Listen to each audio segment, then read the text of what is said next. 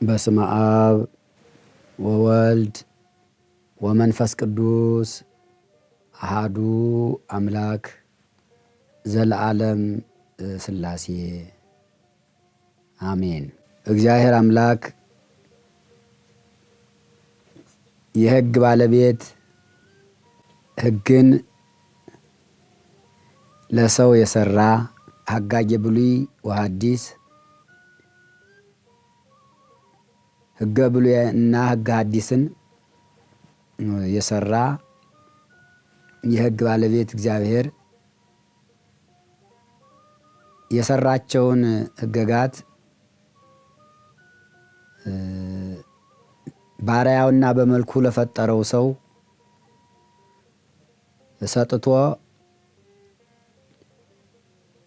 የሰራውንና የሰጠውን ሕግ ቢጠብቁ ከእግዚአብሔር ጋር አንድ መሆን እንዲቻል፣ ሕጉን ቢያፈርሱ ሕጉን ባይጠብቁ ግን ከሕግ እግዚአብሔር በመውጣት መንፈሳዊና ሥጋዊ ቅጣት እንደሚገባ የሕግ ባለቤት እግዚአብሔር 10ቱ ቃላትን ለሙሴ በደብረ ሲና በተቀደሰው የዕንቁ ጽላት ላይ በእጁ ቀርጾ ከመስጠቱ አስቀድሞ ለአዳም ሕግን በቃል አስተምሯል።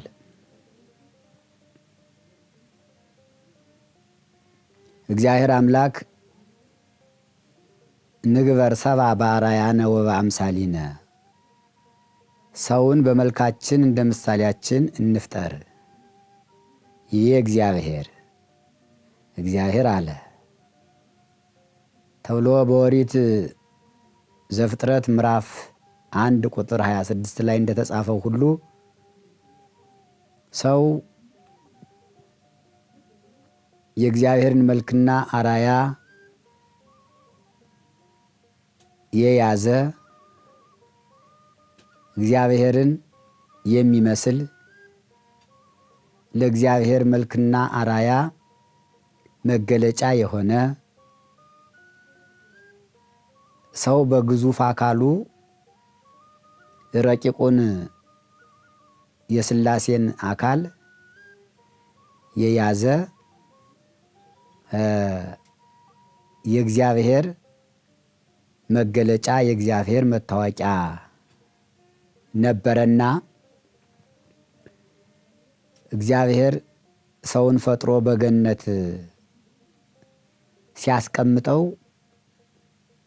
የቃል ሕግ ሰራለት። መጀመሪያ ለሰው የተሰጠው የቃል ሕግ ነው።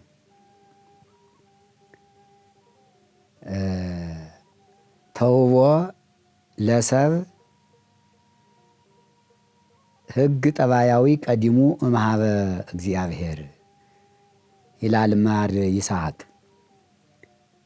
መጀመሪያ ለሰው ከእግዚአብሔር ዘንድ ሕግ ጠባያዊ የአእምሮ ጠባይ ዕውቀትና ሕግ ተሰጠው። በተፈጥሮ ክፉና በጎን ለይቶ እንዲያውቅ እግዚአብሔር አእምሮ ጠባይ የልቡና ዕውቀት የተፈጥሮ ዕውቀት ሰጠው ለሰው። ይህን የተፈጥሮ ዕውቀት ከሰጠው በኋላ ግን እግዚአብሔር ደግሞ የቃል ሕግ ሰራለት ወይም ጨመረለት። ኦሪት ዘፍጥረት ምዕራፍ 2 ቁጥር 16 ላይ እንደተጻፈው ወይቤሎ እግዚአብሔር ለአዳም፣ እግዚአብሔር አዳምን እንዲህ አለው፣ ኩሎ ዕፀ ዘውስተ ገነት ትበልዑ ወባሕቱ እምዕፅ ዘያልየቡ እኩየ ወሰናየ ኢትብልዑ በገነት ያለውን ዕፅ ሁሉ ትበላላችሁ። ነገር ግን ክፉውንና በጎውን ለይቶ የሚያሳውቅ ዕፀ በለስን አትብሉ። ወም ከመ በላዕክሙ እንትኮ ዕፀ በለስ ሞተ ትመውቱ። ይችን ዕፀ በለስ የዕፀ በለስ ፍሬ የበላችሁ እንደሆነ ግን የሞትን ትሞታላችሁ ብሎ የቃል ሕግ፣ የቃል መመሪያ፣ የቃል ትእዛዝ ለሰው ቃል በቃል እግዚአብሔር ሰራለት፣ ሰጠው፣ አስተማረው። በገነት 3 እጽዋት አሉ።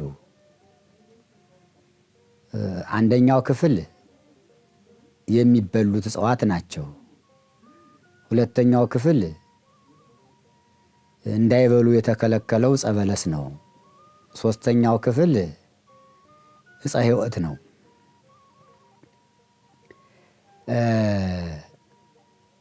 እግዚአብሔር ይህን የቃል ሕግና ትእዛዝ ለአዳም ሲሰጠው እግዚአብሔር ፈጣሪ፣ አዳም ፍጡር፣ እግዚአብሔር አምላክ፣ አዳም ተገዥ፣ እግዚአብሔር ገዥ መሆኑን የፍጡርና የፈጣሪ መለያ የሆነውን ሕግ ነው የሰጠው። ለ7 ዓመት ያህል ይህ የአምላክ ትእዛዝና ሕግ ተጠብቆ ከቆየ በኋላ በ7ኛው ዓመት በዚህ ቀንቶ ዲያብሎስ አዳምን ከገነት ለማውጣት እውነተኛውን፣ ትክክለኛውን፣ የማይለወጠውን፣ የማይሻረውን የእግዚአብሔርን ቃል፣ የእግዚአብሔርን ሕግ፣ የእግዚአብሔርን ትእዛዝ በሐሰተኛ ትምህርቱ በሐሰተኛ አነጋገሩ ለውጦ ይህን ዕፀ በለስ ብትበሉ አትሞቱም፣ ሕያዋን ትሆናላችሁ፣ እግዚአብሔር የሚያውቀውን ሁሉ እናንተ ታውቃላችሁ፣ ዓይናችሁ ይከፈታል በማለት እውነተኛውን የእግዚአብሔርን ሕግና ትእዛዝ እንዲለውጡ አደረገ። በዚህም ጸላየ ሰናይ ይባላል ዲያብሎስ። ጸላየ ሰናይ ማለት በጎ የሆነውን ነገር ሁሉ የሚጠላ የሚያስጠላ፣ የእግዚአብሔርን ሕግ የእግዚአብሔርን ትእዛዝ የሚያስጠላ ማለት ነው። ጸላየ ሰናይ ማለት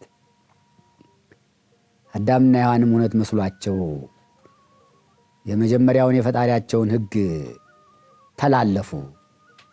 ሕግ ማፍረስ ተጀመረ። ሕግን እግዚአብሔር ሰራ፣ ሕግን ደግሞ ሰው አፈረሰ። በዚህ ምክንያት እግዚአብሔር ሕጉ ሲፈርስ ለሰው ሁለተኛ መልእክት አስተላለፈ። ምን የሚል መልእክት አስተላለፈ? እችን ዕፀ በለስ ብትበሉ የሞት ሞት ትሞታላችሁ ያለውን ለመፈጸም ዕፀ በለስን እነሱ ሲበሉ እግዚአብሔር ደግሞ ቃሉን ለመፈጸም ስራውን ጀመረ ይላል። ምክንያቱም እግዚአብሔር ስራውን ያለ ምክንያት አይሰራም እና የእግዚአብሔርን ሕግ ባለመጠበቃቸው እግዚአብሔር የተናገረውን ቃል ተግባራዊ አደረገ።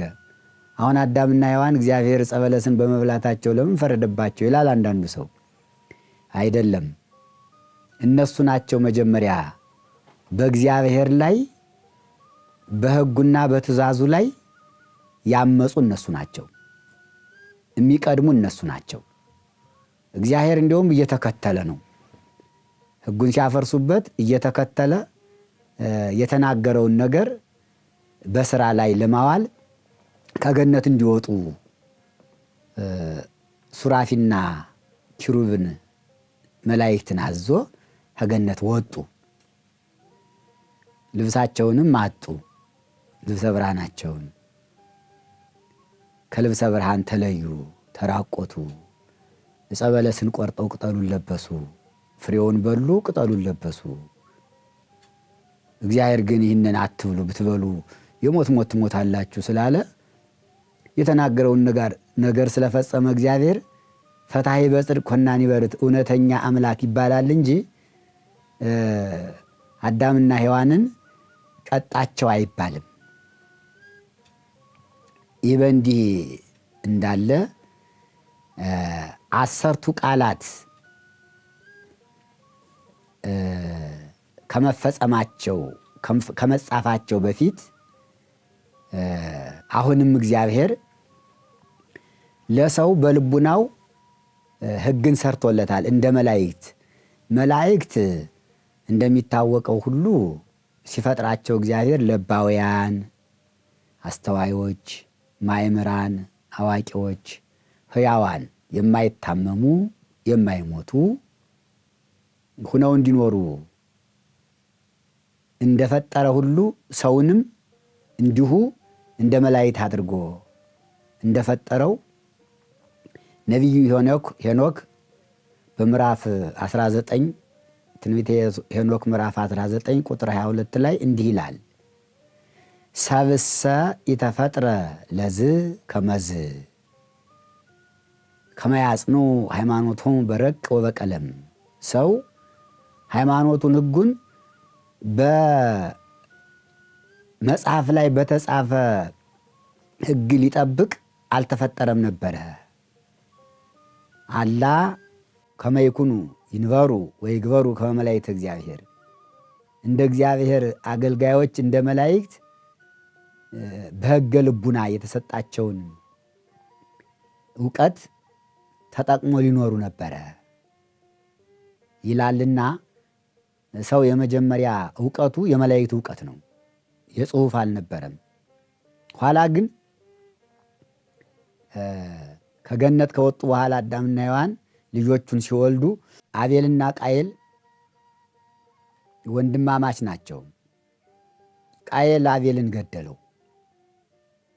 የመግደልን ሕግ ሰው ራሱ ጀመረ። የመግደልን ሕግ ሰው ራሱ ነው የጀመረ። ወይም ሞት የሚባለውን የሰው ነፍስ ከስጋ መለየት ሰው ራሱ ነው ያመጣው። እግዚአብሔር እሰ ይገብረ ሞተ፣ እግዚአብሔር ሞትን አልፈጠረም። አላ እኩያን ሰብ አምጽእዎ ወአርከ አምሰልዎ። ነገር ግን ክፉ የሆኑ ሰዎች ሞትን ጠርተው አመጡት፣ ወዳጅም አደረጉት ይላል መጽሐፉ። ቃየል ሞት የሚባለውን የማይረባውን የማይጠቅመውን ሕግ አቤልን በመግደል ጀመረ። በዚህ ጊዜ እግዚአብሔር አሁንም ተናገረ፣ ጠየቀ። ቃየል አይቴ ሃሎ አቤል እሁከ፣ አንተ ቃየል ወንድምህ አቤል ወዴት ነው አለው። ቃየልም ለእግዚአብሔር መልስ ሲሰጥ አነ አቃቢ ሁኑ ለአቤል፣ የአቤል ጠባቂው እኔ ነኝን ሲል እግዚአብሔር ለእመ ይኮንከ አቃቢሁ ለምን ትቀተልኮ፣ ጠባቂው ካልሆንክ ለምን ገደልከው? ጠባቂው ካልሆንክ ለምን ገደልከው ካለ በኋላ እግዚአብሔር አሁንም በአዳምና በሔዋን ሕግ መተላለፍ ምክንያት ሞተ ሥጋ ሞተ ነፍስን እንደፈረደ በቃየልም ላይ መቅበዝበዝን፣ አእምሮ ማጣትን፣ መጨናነቅን፣ መባከንን፣ አውታታ መሆንን፣ ነፍሰ ገዳይ የሆነ ሰው ሁሉ ፈሪ፣ ደንጋጣ፣ ተጨናቂ፣ ተጠራጣሪ እንዲሆን እግዚአብሔር በቃየል ላይ መልእክት አስተላለፈ። እነሆ እስከ ዛሬ ድረስ ነፍሰ ገዳይ የሆነ ሰው ሁሉ በቃየል የተፈረደውን ፍርድ ያገኛል። እግዚአብሔር አሁንም ቃየል አቤልን ሲገለው ነፍስ መግደል ሲጀመር ዝም አላለም። ቃየልን ገሰጸ፣ ተቆጣ። ከዚያ በኋላ ደግሞ ሰባ ትካት የሚባሉ በኖህ ዘመን የነበሩ ሰዎች ዝሙትን መፈጸም ጀመሩ። ደቂቀ ሴትና ደቂቀ ቃየል የሚባሉ ሁለቱ አንድ ሆነው ደቂቀ ሴት ንጹሐን ቅዱሳን ነበሩና በደብረ ቅዱስ ይኖሩ ነበረ። ደቂቀ ቃየልን በማየት ከደቂቀ ቃየል ጋር አንድ ሆነው የዝሙት ኃጢአት ቀጠሉ። አባታቸው ቃየል የሰው መግደል ኃጢአትን እንደጀመረ ልጆቹ ደግሞ የዝሙትን ያመንዝረኝነትን ኃጢአት ተቀበሉ ወይም ጀመሩ። ከኢትቅትል ከነፍስ መግደል ቀጥሎ ዝሙት ነው ሁለተኛው ኃጢአት። እግዚአብሔር አሁንም በዚህ ዝም አላለም። በኖህ መልእክቱን አስተላለፈ። ተው በላቸው፣ ምከራቸው። ኦሪት ዘፍጥረት ምዕራፍ 6 እስከ ምዕራፍ 9 እንደተጻፈው የሰባ ትካትን ታሪክ መጽሐፍ ቅዱሱ በሰፊው ስለሚነግረን እንዲያው ባጭሩ መርከብ እንዲሰሩ በኖህ መልእክት ሲተላለፍላቸው የእግዚአብሔርን ትእዛዝ አልጠበቁም። ከዚህ ላይ በእውነት የሚገርም ነገር አለ።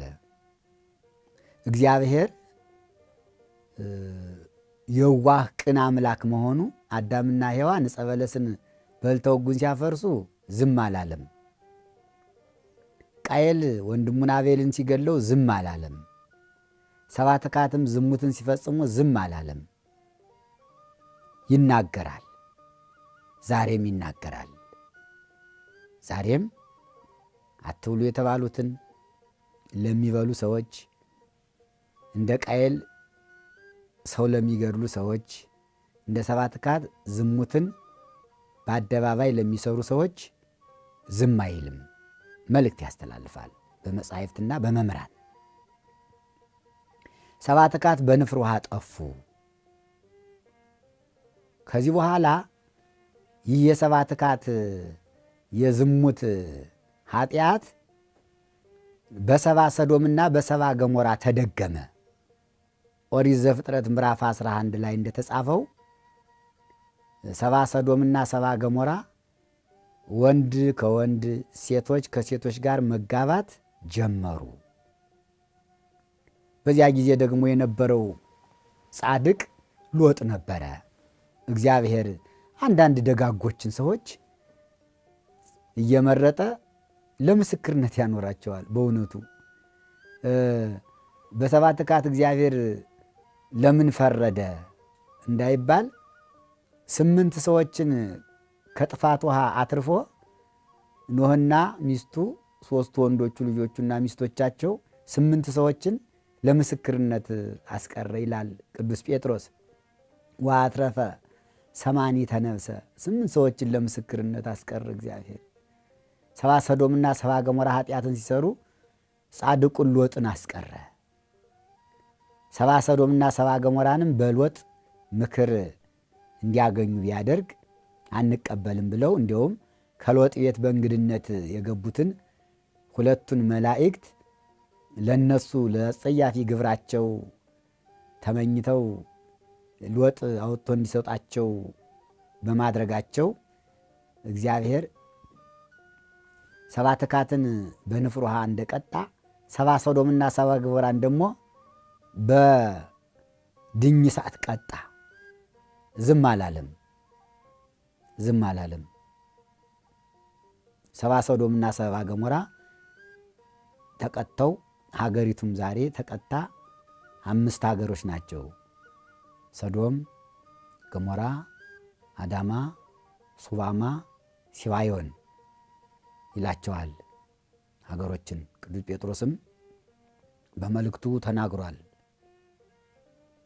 እንዳጠፋቸው እናንተም እንደዚያ እንዳትሆኑ ሰባ ሰዶምና ሰባ ገሞራ እንደጠፉ እናንተም ባካችሁ በዝሙት እንዳትቀጡ ዝሙትን አትስሩ፣ የሰዶምና የገሞራን ሰዎች ስራ አትስሩ በማለት ቅዱስ ጴጥሮስ ይናገራል።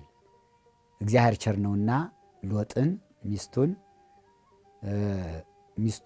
ልጆቹንና የልጆቹን ባሎች ይዞ ሲወጣ የሎጥ ሚስት አትይ ዙረሽ ብለው መላእክት ሲነግሯት ዙራ በማየቷ ሐውልተ ጽዮን የጨው ሐውልቱና ቀርታለች። አሁንም እግዚአብሔር በዚያች ሀገር ሰዎች እንዳይኖሩ ሀገሪቱን የጨው ባህር አድርጓታል። ሙት ባህር፣ ጨው ባህር ይባላል። ኢየሩሳሌም ላይ ይታያል። ሰው ዛሬ በዚህ ስራ ሲጓዝ፣ በዚህ መንገድ ሲጓዝ ይታያል። ምን ይጠብቀው ይሆን? ሰባ ሰዶም ሰባ ገሞራን ያገኘው ይሆናል። ሰው ይጠንቀቅ። ሰው ራሱን ይጠብቅ። ሰው ግብረ ሰዶም ከመስራት ራሱን ይምከር። ግብረ ሰዶምን እንዳይሰራ ያስተውል። የሰዶምን የገሞራን ስራ የሚሰራ ሰው ሁሉ ሀገሩንም ራሱንም ያጠፋል። ሶዶማውያንና ገሞራውያን ራሳቸውን ጭምር አጥፍተው ሀገራቸውንም ሳይቀር ዛሬ የባህር አውድማ እንድትሆን አድርገዋት። አውድማዋ ባህር ነው። ስለዚህ ማንኛውም ሰው ሀገሩን ለመጠበቅ፣ ሕዝቡን ለመጠበቅ፣ ራሱን ለማዳን ይህ ግብረ ሰዶም የሚባለውን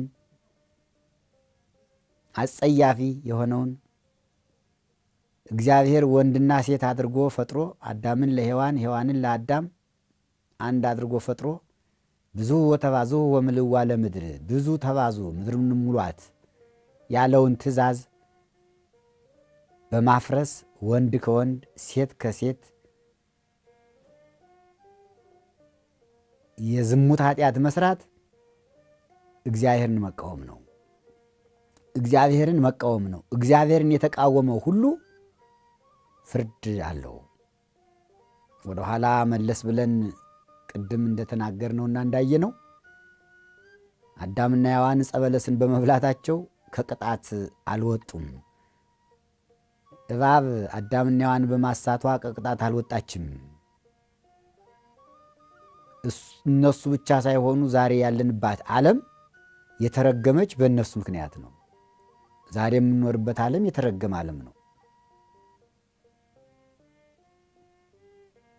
ሰባት ካትም ዝሙትን ቢፈጽሙ የሚኖሩበትን ዓለም ባህር ነው ያደረጉ። ሰባ ሰዶምም እንደዚሁ ነው እና ስለዚህ ስለ ሀገር፣ ስለ ወገን፣ ስለ እንስሳት፣ ስለ አራዊት፣ ስለ ሰው ከሁሉም በላይ ስለ እግዚአብሔር ሕግ ሲባል ከግብረ ሰዶም ዝሙት መራቅ ይገባል። ያ ካልሆነ ሰዶምና ገሞራ የጨው ባህር እንደሆኑ የሰዶምና የገሞራ ስራ የሚሰራባቸው ሀገሮች ሁሉ ሰዶምንና ገሞራን አይሆኑም ማለት ዘበት ነው። አይሆኑም ማለት አይቻልም። ለምን? የሕጉ ባለቤት እግዚአብሔር ሰዶምና ገሞራን በማይገባ ሩካቤ ሲፈጽሙ ቀጥቷቸዋልና ቅጣቱ ዛሬም በእግዚአብሔር እጅ ስለሆነ ምሕረቱ እየጠበቀ እንጂ ቅጣቱ የለም ብሎ መጠራጠር አያስፈልግም ማለት ነው። ከዚህ በኋላ እግዚአብሔር አምላክ ጣዖት ማምለክት ሲጀመር አሁንም የቃል መልእክት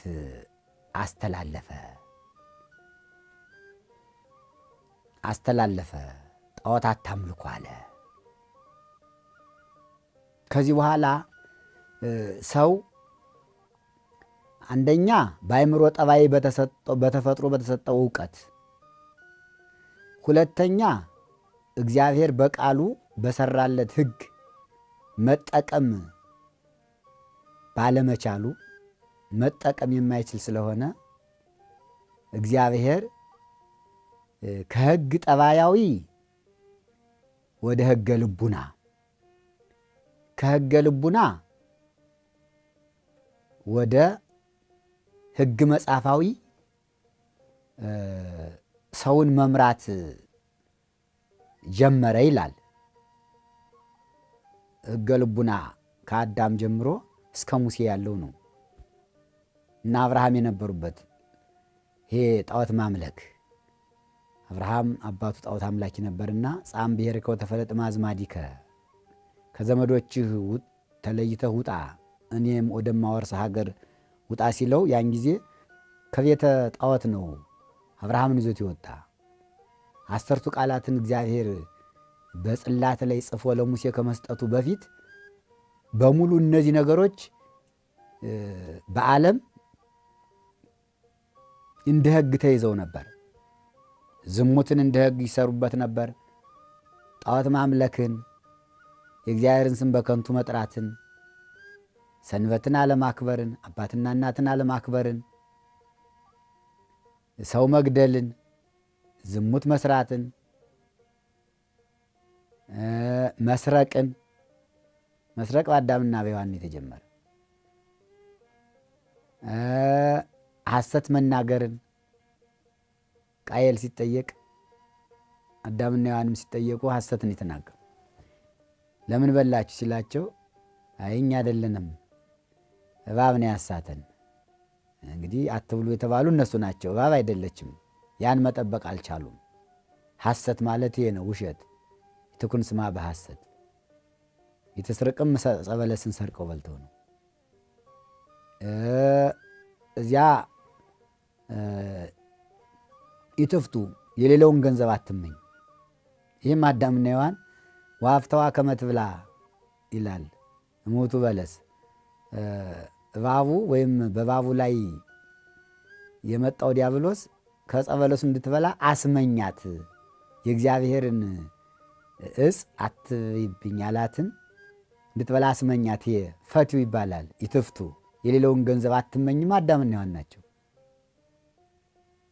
ባልንጀራህ እንደ ራስህ አድርገህ ውደድ የሚለው የመጨረሻው ሕግም ባልንጀራን አለመውደድ፣ እግዚአብሔርን አለመውደድ ከዚያው ነው የተጀመረ። አዳምና ሔዋን ወዲያው ተጣሉ። ባልንጀራ ነበሩና ጸበለስ መብላታቸው ምክንያት ተጣልተዋል። አንቺ ነሽ እንጂ ቆርጠሽ ሰተሽኝ፣ ይትፍቱ የሰውን ገንዘብ መመኘትና ባልንጀራ። ወዲያው አዳምና ሔዋን ተጣሉ። እንዲሁም አዳም ሔዋንን ፊት ነስቷት አላናግራት ብሎ መልአኩ ቅዱስ ገብርኤል ነው እባክህ ታረቃት፣ ዕዳ አምጣት፣ በእሷ ምክንያት ከገነት ትወጣ፣ በእሷ ምክንያት ተመልሰ ገነት ትገባለህ ብሎ ቅዱስ ገብርኤል ሽማግሌ ሆኖ ነው ያስታረቃቸውና አፍቅር ቢጸከ ባልንጀራህ እንደ ራስህ ውደድ የሚለውንም ትእዛዝ እግዚአብሔር ሲያዝ ዝም ብሎ አይደለም። አዳምና ሔዋን ተጣልተው ነበረ። ከዚያ በኋላ ደግሞ ልጆቻቸው ቃየልና አቤል ተጣሉ።